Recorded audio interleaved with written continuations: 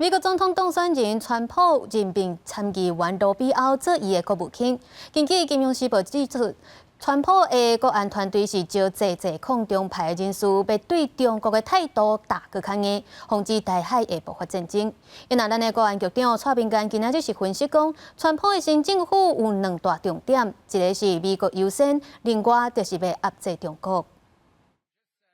美国总统当选人川普的国安团队陆续完成，包含任命参议员卢比奥担任国务卿，掌管国务院；众议员瓦尔兹是准国安顾问。《金融时报》报道，川普钦点这的抗中鹰派人士对中国采取更强硬的立场，透过展现强大的军力，防止台海爆发冲突。国安局长蔡明安则是进一步分析，川普新政府有两个重点。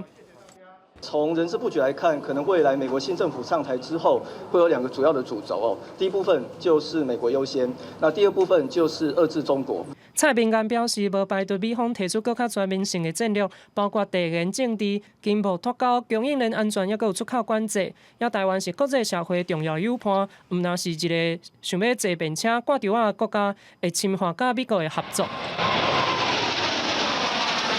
伫咧珠海航空展展示各项的新武器，尤其歼35战机作为新一代中共航艦福建号的舰载机，蔡明安研判中共有两个目的：航展对外展示军备投水的能力，也有找找国外的客户。毋过，咱台湾前海军舰长李烈士出席航展，话说讲后天一直咧讹落中共的军力，引起中国媒体一直甲报。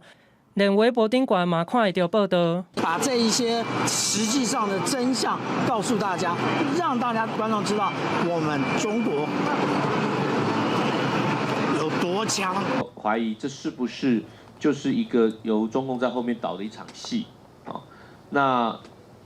吕律师只是这上面被交付任务的演员，不能排除了。那这也凸显到我们在法律的规范部分，可能还有一些模糊的地带，才会让中共有这样的一个操作的作为。李烈士是校校退伍，无受到两岸人民关系条例的规范，立委烦恼中共找台湾法律的空隙。蔡明安认为，恐惊会成做中共认知战的操作诉求，对退伍军人伫咧两岸交流，应该有更加严格的管制。记者综合报道。